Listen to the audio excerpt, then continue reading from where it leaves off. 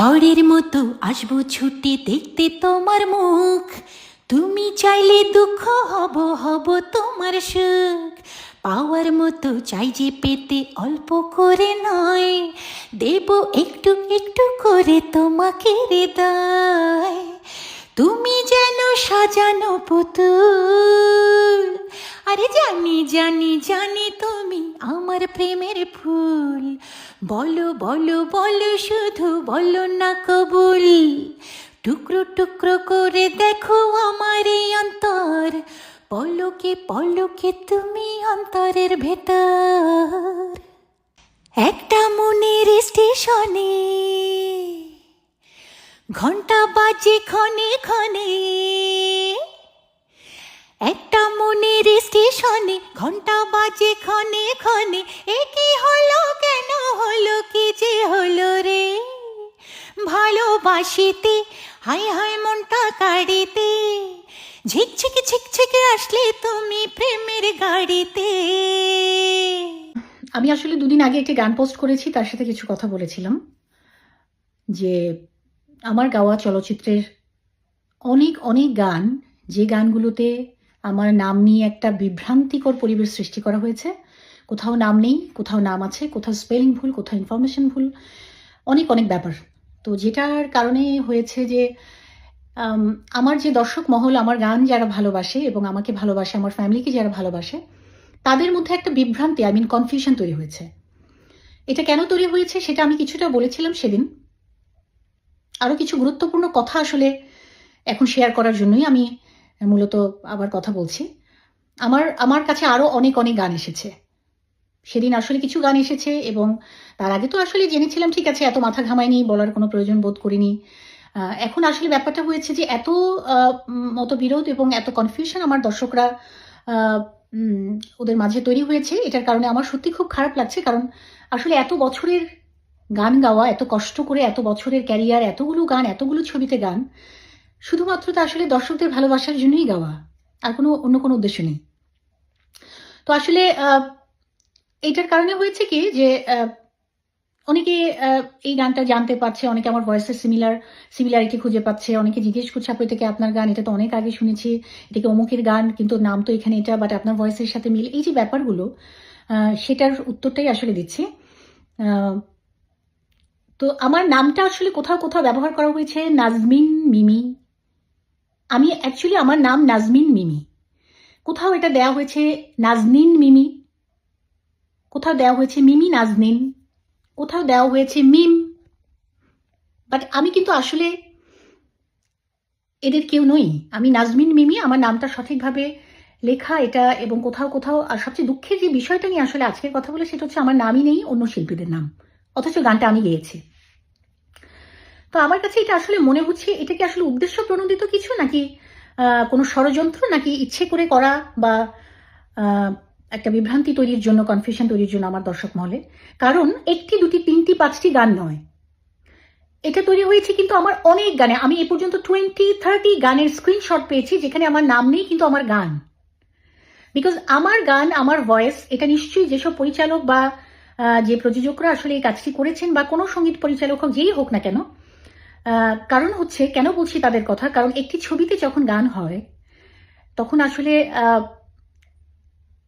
Duet গান হলে male female artist থাকেন, গীতিকার সুরকার একটি গান তৈরি করেন, সৃষ্টি করেন, এবং প্রডিউসার ডিরেক্টররা যারা ছবিটি যে কোনো চলচ্চিত্রের মধ্যে এই গানটি উপস্থাপন করবেন তারা থাকেন, সংশ্লিষ্ট কর্তৃপক্ষের সবাই থাকেন। তো ইনফরমেশনগুলো আসলে কিভাবে ভুল হয়, ওনারা নিজে উপস্থিত থেকে ওনারা দেখে বুঝে শিল্পী নির্বাচন করে একটা গান রেকর্ড করেন, তারপর শুটিংয়ে যান। তো একটি গানের এই ইনফরমেশনগুলো আসলে এটা কার দায়িত্ব? এটা কি একজন সঙ্গীত পরিচালকের দায়িত্ব যে উনি এই নামগুলো, গীতিকার সুরকার, ওনার নাম, একজন শিল্পীর নাম বা দুজন শিল্পীর নাম প্রডিউসার ডিরেক্টরকে দিবেন, তারা লিখবেন? নাকি প্রডিউসার ডিরেক্টররা নিজেদের ছবিতে কে কে কাজ করছে সেটা তাদেরই দায়িত্ব খুঁজে বের করা বা নামগুলো লেখা সঠিকভাবে? এটা আসলে কার দায়িত্ব, এই প্রশ্নটা আমার, যে এই দায়িত্বটা কার এক্স্যাক্টলি? আমরা শিল্পীরা যারা গান গাইছি, স্পেশালি আমি আমার কথা বলতে চাই, আমি অবশ্যই আমার কথাই বলবো, তখন আসলে আমাদের এই ফেসবুক, অনলাইন, ইউটিউব, পেজ অথবা ইনস্টাগ্রাম এই ব্যাপারগুলো কখনই ছিল না এতটা, যার কারণে অনেক কষ্ট করে একটি গান আমাদেরকে কিন্তু টিভি লাইভে গিয়ে স্টেজে মঞ্চে গিয়ে আমাদেরকে স্ট্যাবলিশ করতে হতো, দর্শকদের মাঝে পৌঁছাতে হতো। আর চলচ্চিত্র তো দেখে অবশ্যই তারা দেখবেন। এখন যেভাবে খুব ইজিলি সব কিছু হয়ে যায়, কোটি কোটি ভিউ একটা গান ইউটিউবে দিলেই হয়ে যাচ্ছে, ইজিলি পেয়ে যাচ্ছে, এত প্রচার, মানে শিল্পীরা গেয়ে গিয়ে এটাকে এত স্ট্যাবলিশ করার কিছু নেই, এটা আসলে ছিল না। আমরা খুব কষ্ট করে একটা গান আসলে এভাবে দর্শকদের মহলে পৌঁছাতাম। তো সেই কষ্টটা, এত কষ্ট করে, এত স্যাক্রিফাইস, এত সাধনা করে যখন এভাবে একটা একটা গান গাওয়া হয়, আর যখন আপনি দেখবেন আপনার নামটাই নেই সেখানে, বা আপনার নামের স্পেলিংটাই ভুল, তাহলে এর থেকে দুঃখের ব্যাপার বা কষ্টের ব্যাপার কিছুই থাকতে পারে না।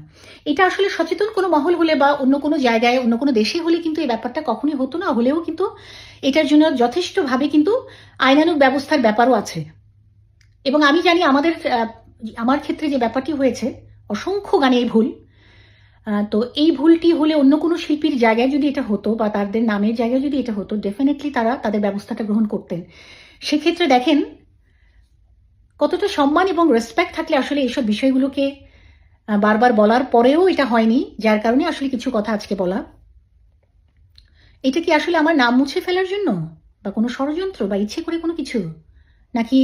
আমার তো একটা প্রশ্ন আছে যে কোনো সঙ্গীত পরিচালক বা যদি সেটা প্রডিউসার ডিরেক্টররা ফিল্মের হন, ওনাদের যদি মনে হয় যে একটা শিল্পীর নাম, সেটা মেল হোক ফিমেল হোক, তার নামটা লিখতে, ওনাদের ইনফরমেশন দিতে, ইউটিউবে গানটা যখন আপলোড করছেন বা সোশ্যাল মিডিয়াতে দিচ্ছেন, তখন যদি এতটা কষ্ট হয়ে থাকে বা এতটা যদি পরিশ্রম মনে হয়, তাহলে আপনারা একটা কাজ করেন না, এই গানগুলো আপনারাই গেয়ে দেন না। আপনাদের নাম তো যেহেতু আছে, সেই একই নামে আমার মনে হয় এটা কাভার হয়ে যাবে। শিল্পীদের আর কষ্ট করে গান গাইতে হলো না, ওদের নামটাও আপনাদেরকে কষ্ট করে দিতে হলো না, এটা আমার মনে হচ্ছে। আর কি বলবো, আসলে নতুন করে পরিচয় করিয়ে দিতে হয় আমাকে এখন, যে এই গানটি আমার, বা এই গানটি আমি গেয়েছি, আমার নামটা নেই। এই লজ্জাটা কার, ড্রাইভারটা কার? দেখেন, শত শত গান আমি বাংলা চলচ্চিত্রে গিয়েছি, আমার 19-20 বছরের ক্যারিয়ার।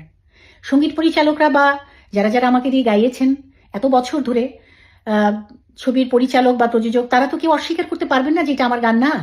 তো কেন আপনারা অন্য কোনো শিল্পীর নাম সেখানে দিচ্ছেন? এটার উদ্দেশ্যটা কি আসলে? এগুলো চেক করা উচিত আপনাদের, এগুলো সচেতন হওয়া উচিত। তো কনফিউজড, মানে দর্শকরা যেন কনফিউজ না হয়, এটা আমাদের সকলের দায়িত্ব। আর এত সুন্দর সুন্দর গান আসলে গেয়েছি, খুব কষ্ট লাগে, খুব কষ্ট লাগে। সবসময় আমি আর্টিস্টদের, আমার সাথে যিনি গেয়েছেন বা ছবিটির সঙ্গীত পরিচালককে, এই ছবিটির মুভিটির পরিচালককে, প্রযোজককে, আমি কিন্তু সবসময় চেষ্টা করেছি এই নামগুলো মেনশন করতে, নামগুলো জানাতে। আমার টিভি লাইভগুলো যারা রেগুলার দেখেছেন, যারা আমার স্টেজ দেখেছেন সবসময়, তারা বলতে পারবেন। তো এটাই বলছি যে আমি আসলে ওই ছবিগুলো, আমি ওই গানগুলো, আমি কিছুটা, আমার মনে হয় যে এক এক করে আমি গানগুলো যেগুলো আমার চোখে পড়ে, যেখানে ইনফরমেশনফুল, ওই গানগুলো আমি গাইবো আমার দর্শকদের উদ্দেশ্যে, দর্শকরা জানুক এই গানগুলো আমি গেয়েছি। তো এক এক করে আমি গানগুলো গাইবো। আমি একটা ছোট উদাহরণ আমি না দিয়ে পারছি না। পোড়ামন ছবিতে একটি গান আছে, প্রেমেরও কলসি উছলায়, উছলা পানি লাগে গায়ে। গানটি সঙ্গীত পরিচালনা করেছেন প্রয়াত সঙ্গীত পরিচালক শ্রদ্ধেয় আহমেদ ইমতিয়াজ বুলবুল সাহেব। উনি গানটি লিখেছেন, সুর করেছেন, কম্পোজিশন করেছেন, এবং গেয়েছি আমি নিজে। আমারই নিজের গাওয়া গান, ওটা সোলো গান ছিল। তো এই গানটি জানে না আমার মনে খুব কম দর্শক আছে, কিন্তু দুঃখের বিষয়, আমি ইউটিউবে গিয়ে দেখলাম, আমাকে যখন লিঙ্ক পাঠালো আমার বন্ধুরা বা আমার দর্শকরা, সেখানে গীতিকার, সুরকার, মিউজিক ডিরেক্টর, শিল্পী কারো নাম নেই, শুধু ছবিটির পরিচালকের নাম আছে এবং নায়ক নায়িকার নাম আছে। তো এটা আসলে কি বলবো, এত বড় একজন সঙ্গীত পরিচালক, তার নাম নেই, আর সেখানে আমি তো ভাবতেই পারছি না আমার নাম থাকবে। এবং আরো কিছু ছবি আছে, জিদ্দি মামা, লাভ ম্যারেজ, তারপর আরো কিছু ছবি আছে, আই থিঙ্ক আমি আসলে নামগুলো ভুলে গেছি।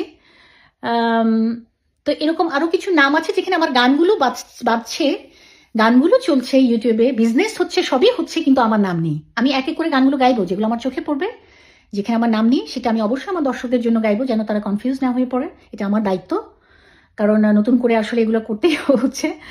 তো এটাই বলছি যে আমার মনে হয় একটু সম্মান দিতে শিখি শিল্পীদের, কারণ একজন গুণী তখনই একটি দেশে জন্মাবে যখন গুণের কদর হবে, সম্মান হবে। তো একটি ছোট্ট একটা নাম আমরা যদি টাইপ না করতে পারি, টাইপিং মিস্টেক করে ফেলি, বা ইনফরমেশন দেবই না এরকম একটা প্রতিজ্ঞা করে ফেলি, সেক্ষেত্রে কখনই আসলে একজন গুণী আসলে দেশে জন্মাতে পারবে না। তো তো খুব দুঃখ লাগছে এই এই বিষয়গুলো নিয়ে কথা বলতে হচ্ছে আমার। তো আই থিঙ্ক যে আমার মনে হয় যে এটা অবশ্যই একটু নজরে আনতে হবে সবার, এটা ঠিক হবে। আর আশা ছাড়ছি না এখনই। আর আরেকটা জিনিস, আমার দর্শকদের, আমার ভক্তকুলের একটা প্রশ্ন আছে যে আপু আপনি কি গান ছেড়ে দিয়েছেন? না, আমি আসলে গানটা ছাড়ার বিষয় না, কিন্তু গানটা সবসময় ধারণ করার বিষয়, প্র্যাকটিসের বিষয়, সাধনার বিষয়। আর এটা নির্দিষ্ট কোনো বয়সও নেই বা নির্দিষ্ট কোনো সময় নেই যে এই পর্যন্ত করা যাবে, এই পর্যন্ত করা যাবে না, বা এটাতে হয় না যে আমি এখন আর হয়তো আমি সেই সময়টা বা সেই ইমেজটা, মানে এটা না। আসলে আমি আসলে ক্যানাডায় থাকি। আমি এখানে থেকে আসলে ওভাবে আমার হয়তো কন্টিনিউ আমার চলচ্চিত্রে গানটা গাওয়া হচ্ছে না, তবে সামটাইমস আমি আপনাদের কাছাকাছি আসার চেষ্টা করি ফেসবুকের বদৌলতে। তো আর দেশে গেলে তো যাওয়া তো হবে, দেশে গেলে হয়তো সুযোগে মিলে গেলে অবশ্যই নতুন নতুন গান যদি সুযোগ হয়ে যায় চলচ্চিত্রে গাইবো। আর আমি পাশাপাশি ট্রাই করবো যে আসলে আমার যেসব অ্যালবামের গানগুলো আছে এবং আমার চলচ্চিত্রের অসংখ্য গান, শত শত গান গেয়েছি আপনাদের জন্য, সেই গানগুলো আপনাদেরকে মাঝে মাঝে একটু শোনাবো। কারণ যে কনফিউশনটা তৈরি হয়েছে যে, কারণ আমার ভয়েস দর্শকদের মাঝে, আমার ভালোবাসার দর্শকদের মাঝে আমার ভয়েস, আমার গান, আমার সুর, আমার আইডি, আমার আইডেন্টিটি, আমার রেকগনাইজেশন। সো এটা আমি কখনোই আসলে হাতছাড়া করতে চাই না। আমি আপনাদের ভালোবাসা পেয়েছি, আরও চাই। আমার জন্য সবাই দোয়া করবেন ইনশাল্লাহ। আর অবশ্যই সবাই ভালো থাকবেন। আবার কথা হবে, দেখা হবে।